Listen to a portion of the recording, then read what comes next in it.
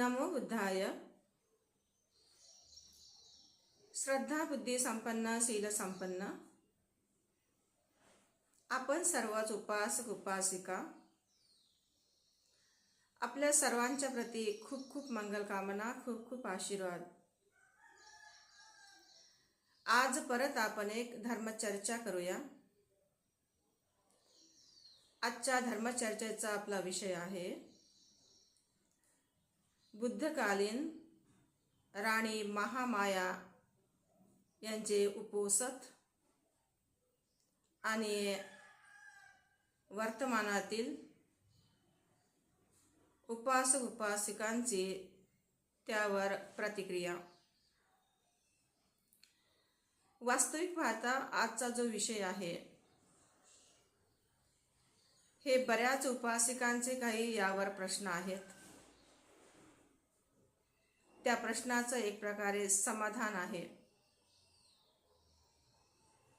प्रत्येक वर्षी वर्षावासाला की बऱ्याच श्रद्धा संपन्न उपासक उपासिका हे राणी महामायेचे जे सुरुवातीचे उपोसत व्रत आहे ते उपोसत व्रत धारण करतात. आणि हे उपोसत व्रत धारण करून आपली जी श्रद्धा आहे, आपला जो विश्वास आहे हा अधिकाधिक वाढविण्याचा प्रयत्न करतात. कधी कधी काही गोष्टी अज्ञानामध्ये न समजल्यामुळे किंवा वेळेनुसार योग्य मार्गदर्शन न मिळाल्यामुळे चांगल्या गोष्टीमध्येही कधी कधी मनुष्याच्या मनामध्ये शंका उत्पन्न होणं स्वाभाविक आहे.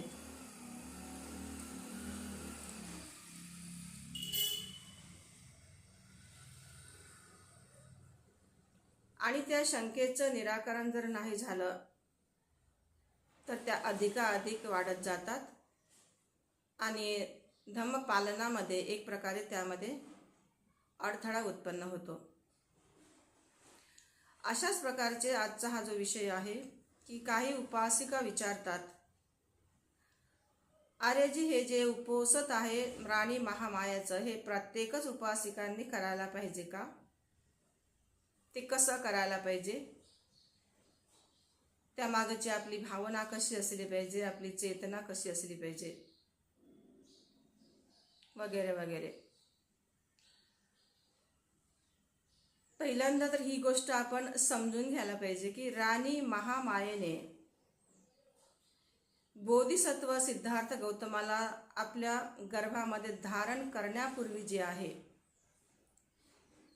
जे 7 दिवसाचं उपोसत व्रताचं जे पालन केलेलं आहे या मागचा जो उद्देश होता किंवा या मागची जी चेतना होती ती खूप लोकोत्तर अशी चेतना होती. विवाहानंतर राणी महामायेला कितीतरी काळापर्यंत अपत्य नव्हतं आणि विशेषतः त्या बोधिसत्वाची एक माता होत्या. म्हणजे साधारण ते व्यक्तिमत्व पण नव्हतं. ही सुद्धा आपण एक गोष्ट लक्षात घ्यायला पाहिजे. कारण बोधिसत्वाच्या संदर्भामध्ये आपल्यासारख्या सामान्य गोष्टी किंवा सामान्य विचार नाही मोडत. बोधिसत्वाची चर्या, बोधिसत्वाच्या जीवनामध्ये घडणाऱ्या प्रत्येक गोष्टी, प्रत्येक प्रसंग हे अतिशय असाधारण स्वरूपाच्या असतात. जरी वाचताना ते आपल्याला साधारण स्वरूपाच्या वाटत असल्या तरीही ते आपल्यापेक्षा कितीतरी पटीने असामान्य असतात. आणि म्हणून राणी महामायेचं जे व्रत आहे हे एक प्रकारे व्रत म्हणजे ज्या प्रकारे एखाद्या शेतकऱ्याला जर आपल्या जमिनीमधून चांगल्या उच्च दर्जाचं पीक घ्यायचं जर असेल तर तो समजदार शेतकरी पहिले आपल्या त्या जमिनीची खूप सुंदर प्रकारे मशागत करतो, छानून छानून मशागत करतो. त्या जमिनीमध्ये कुठलाही काळी कचरा किंवा कुठल्याही प्रकारे जे अनावश्यक दगड असतात किंवा वगैरे वगैरे हे सगळ्या प्रकारचे ते साफसफाई करते.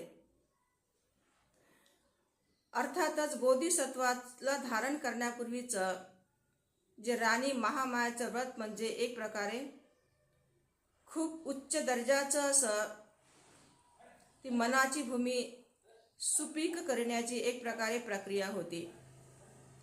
छानून छानून सुपीक करण्याची, शुद्ध आणि पवित्र करण्याची एक प्रकारे ती प्रक्रिया होती, आपल्या लोकभाषेत समजून घेण्यासाठी. आपण पाहतो दान धर्म पुण्य कर्म ह्या त्या काळामध्ये राणी महामायेने किती अनासक्त भावनेने, किती श्रद्धेने केलं होतं. ते काही उपासिका असं विचारतात की ते व्रत आपण सुद्धा धारण केलं पाहिजे का. पहिली गोष्ट, प्रत्येक उपासक उपासिका किंवा संसारातला प्रत्येक व्यक्ती हे जे उपवासाचं पालन करतात, धर्माचं पालन करतात, तर प्रत्येकाची ही चेतना, प्रत्येकाचे धर्मसंस्कार, कर्मधातू हे वेगवेगळे असतात. अर्थातच धम्मावर अधिक आरूढ होण्यासाठी, शील समाधी प्रज्ञेचा अधिक विकास स्वतःमध्ये विकसित करण्यासाठी खऱ्या अर्थाने उपवासाचं पालन केलं जात असतं. आपण ज्या चेतनेनं, ज्या चित्ताने जी गोष्ट आपण करतो त्याचा सकारात्मक परिणाम आपल्या चित्तावर आणि कर्मावर होत असतो. म्हणून राणी महामायेने केलेले जे उपवास आहेत, हे जे आजच्या काही बऱ्याच उपासिका करतात, तर यामधून आपण सकारात्मक दृष्टीने जर चांगल्या प्रकारे विचार केला तर यामधून कुठल्याही प्रकारचं अहित होताना दिसणार नाही, किंवा त्यामागून जो निष्कर्ष आहे तो निष्कर्ष सुद्धा चुकीचा कधीही निघणार नाही. कारण या 7 दिवसामध्ये ज्या उपासिका समजा उपवासाचं पालन जर करत असतील तर त्यांच्या शीलामध्ये, समाधीमध्ये, प्रज्ञेमध्ये वृद्धीच होते, वाढच होते आणि त्यांचं चित्त हे शुद्धच होते. हा करत असताना मात्र कुठल्याही प्रकारची त्यामागची जी श्रद्धा आहे, ह्या श्रद्धेचं रूपांतर अंधश्रद्धेमध्ये होणार नाहीत, याची फक्त दक्षता घ्यावी लागते. कारण एक प्रकारे राणी महामायाचं उपवासाचं व्रत म्हणजे प्रत्येक उपासिकासाठी ते शील समाधी प्रज्ञेचा अभ्यास करण्यासाठी एक प्रकारे प्रेरणा ठरू शकते. त्यामधून आदर्श चांगल्या प्रकारे मिळू शकतो. आणि वर्षवासाच्या सुरुवातीला एक प्रकारे मनाची चांगली भूमी तयार करण्यासाठी एक प्रकारे राणी महामायेच्या उपवासाची प्रेरणा आपल्याला सकारात्मक दिशाच देते, योग्य दिशाच देते. आणि म्हणून राणी महामायेच्या व्रताचा आदर्श समोर ठेवून जे काही उपासिका या 7 दिवसाचं व्रताचं पालन करतात, उपवासाचं पालन करतात, तर यामध्ये कुठल्याही प्रकारची अंधश्रद्धा किंवा कुठल्याही प्रकारची भ्रामकता नाही. फक्त करणारी जी व्यक्ती आहे, ती करणारी व्यक्ती समजदार, प्रज्ञावान, धर्माला धरून जर ती व्यक्ती करत जर असेल तर त्यामधून कुठल्याही प्रकारचं नुकसान होत नाही, तर उलट फायदाच होतो. म्हणजे वर्षावासाच्या पूर्वी ज्या उपासिका 7 दिवस हे ज्या महामायेचा आदर्श समोर ठेवून उपवासाचं पालन करत आहेत, तर एक प्रकारे ते त्यांच्या चित्ताची पहिल्यांदा सुरुवातीला भूमी साफ करत आहे, पुण्यकर्म संपादन करण्यासाठी. अधिकाधिक चित्त शुद्ध करत आहेत पुण्य संपादन करण्यासाठी. अधिकाधिक ते त्यांच्या शीलामध्ये वृद्धी करण्याचा प्रयत्न करत आहेत, समाधी वाढविण्याचा प्रयत्न करत आहेत, प्रज्ञा विकसित करण्याचा प्रयत्न करत आहेत. आणि म्हणून बरेच काही लोक प्रश्नही असेही उत्पन्न करतात की हे काय अंधश्रद्धेसारख्या महिला उपवासाचं लगेच पालन करतात, वर्षावास वगैरे वगैरे. तर ही गोष्ट पहिल्यांदा लक्षात घेतली पाहिजे की यथा दृष्टी तथा सृष्टी असं म्हटलं जातं. संसारामध्ये जसा मनुष्य आपली दृष्टी धारण करतो, जसा संसाराला पाहतो, तर तशाच प्रकारे सगळ्या प्रकारचा संसार त्या व्यक्तीला दिसू लागतो. एखादी वस्तू जर समजा चांगली असेल आणि ते दोन व्यक्ती जर असतील, तर चांगल्या व्यक्तीला त्या वस्तूमधून एक चांगलाच बोध घेता येईल, कारण त्याची दृष्टी योग्य असेल तर, समज चांगल्या प्रकारे असेल तर, प्रज्ञा त्या व्यक्तीची विकसित असेल तर. पण त्याच्यासोबत असलेला जो व्यक्ती आहे तीच वस्तू पाहिल्यानंतर तो नकारात्मक त्याबद्दल विचार करू शकतो. ती वस्तू त्याला सुंदर दिसू शकत नाही. म्हणून जशी आपली दृष्टी आहे किंवा जसा आपला समज आहे त्या तसाच आपलं जे मानसिक जग आहे हे कार्यरत होत राहतं. तर अशा प्रकारे राणी महामायेच्या व्रताचा जो आदर्श आहे, काही का असना परंतु प्रत्येक उपासिकांसाठी एक श्रद्धा उत्पन्न करण्यासाठी खूप सुंदर माध्यम आहे. संसारामध्ये शील समाधी प्रज्ञेचा अनुभव घेणाऱ्या किंवा संसारामध्ये बोधिसत्वाला जन्म देणाऱ्या राणी महामाया यांनी जे त्या काळामध्ये 7 दिवस जे उपवासाचं पालन केलं होतं, तर ही साधारण गोष्ट नव्हती. ही खूप असाधारण गोष्ट होती. कारण त्यांनी ज्या बोधिसत्व सिद्धार्थ गौतमाला जन्म दिला, बोधिसत्वाला जन्म दिला, तर तुम्ही विचार करा त्या मातांचं पुण्य किती असेल, किती दुर्लभ जीवन असेल त्यांचं. त्या पुण्याची गणना आपण नाही करू शकत. त्यांच्या चित्ताचा शोध किंवा त्यांच्या चित्ताची कल्पनाही आपण नाही करू शकत. आणि म्हणून धर्म हे पालन करत असताना, धर्माचा अभ्यास करत असताना, धर्माला धारण करत असताना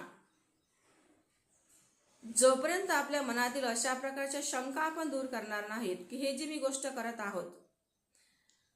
बऱ्याच उपासिकांनी मला विचारलं की उपवासाचं पालन करणं योग्य आहे की अयोग्य आहे.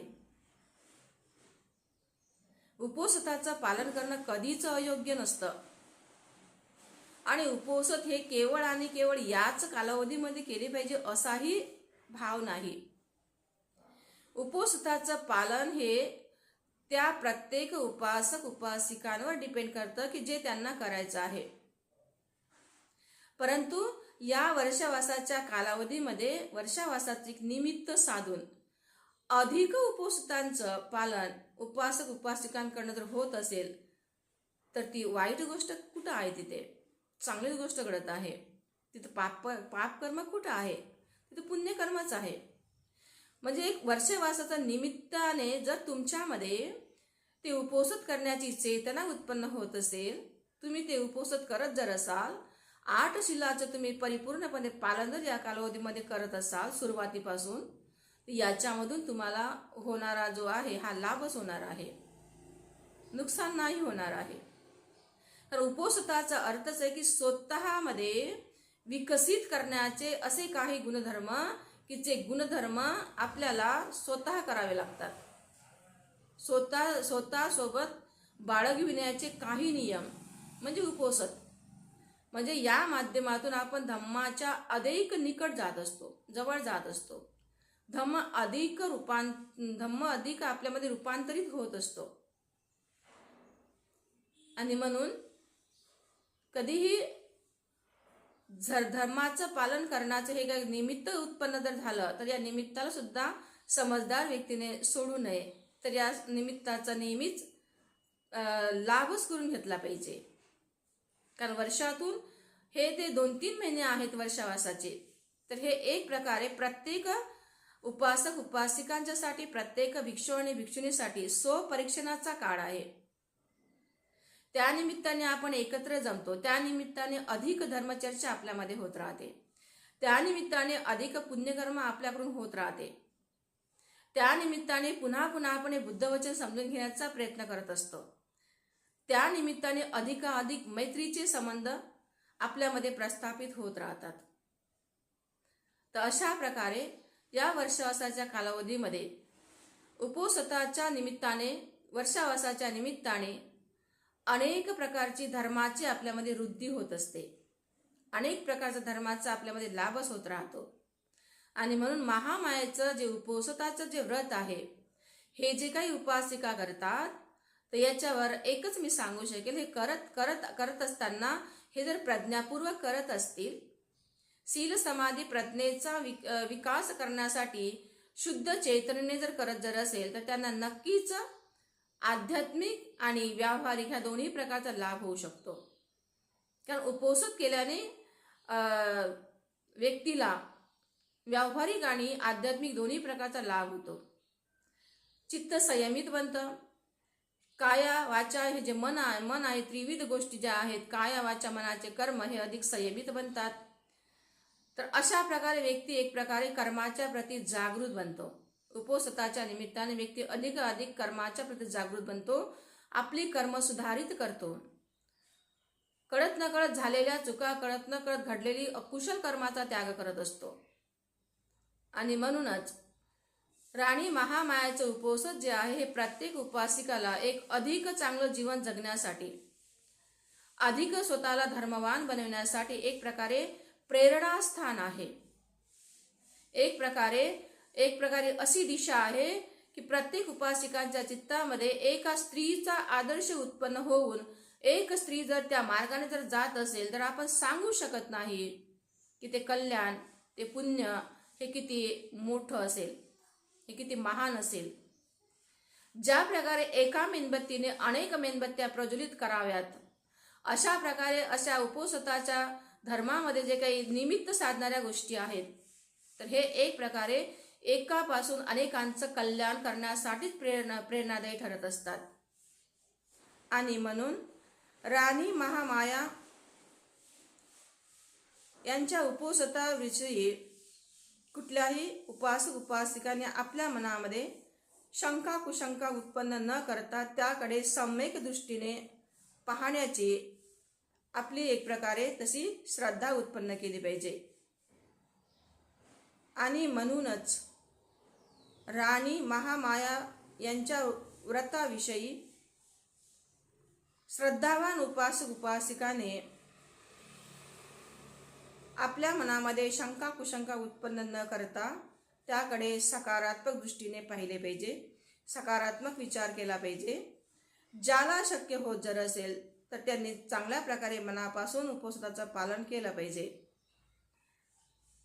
तर अशा प्रकारे राणी महामायाचं जे व्रत आहे, हे एक प्रकारे उपोषण करणाऱ्या उपासक उपासिकांसाठी आणि प्रत्येक उपासक उपासिकांसाठी शील समाधी प्रज्ञेचा अभ्यास करण्यासाठी एक प्रकारे खूप सुंदर प्रेरणा आहे, खूप सुंदर उदाहरण आहे.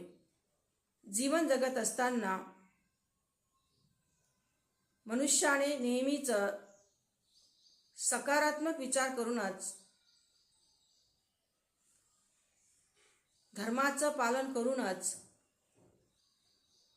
आपल्या जीवनाला अधिकाधिक सुखी करण्याचा प्रयत्न केला पाहिजे, असे सुभाषिस व्यक्त करून या विषयाला इथेच विराम देते. सर्वांचं मंगल हो, सर्वांचं कल्याण हो, सर्व सुखी हो.